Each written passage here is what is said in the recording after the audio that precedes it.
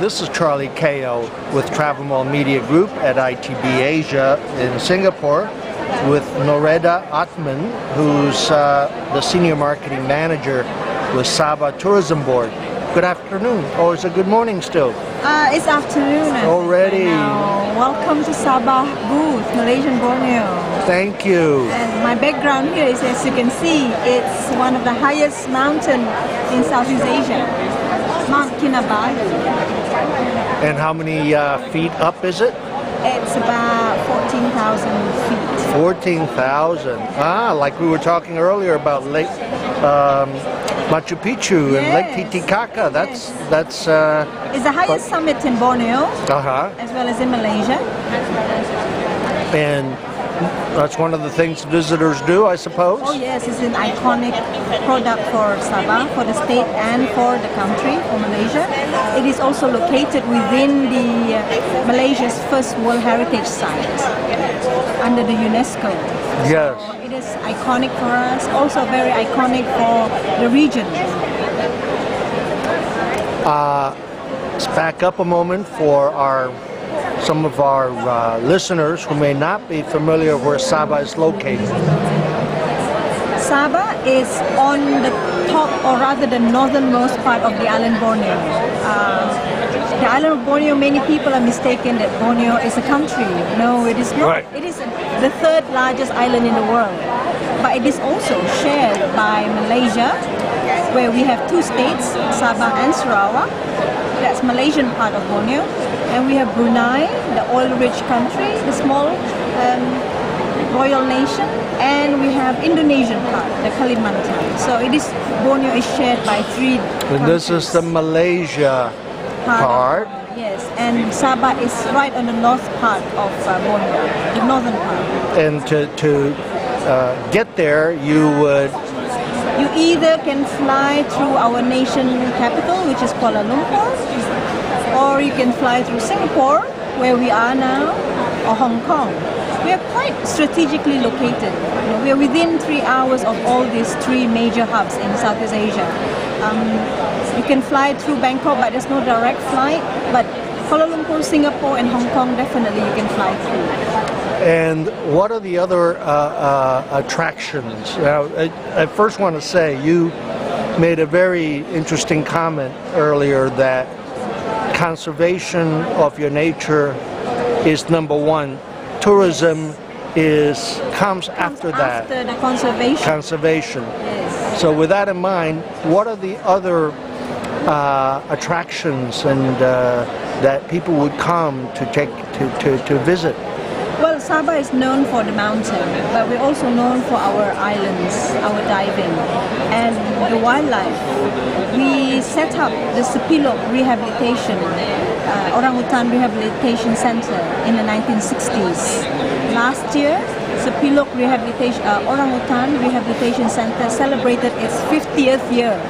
Wow. So we've been conserving for the last 50 years. Not only the orangutan, but we also have the Turtle Islands Park, which also was set up in the early 70s. And these are all started as conservation, and then it became tourism product for us. However, in order to sustain the area for sustainable tourism, there are limits to go into the islands. Like the Turtle Island Park, there's only 25 beds. If you want to stay and visit the turtles and see the conservation, the hatchery. Sepilok, of course, can cater for more because it is a big wildlife, a jungle reserve.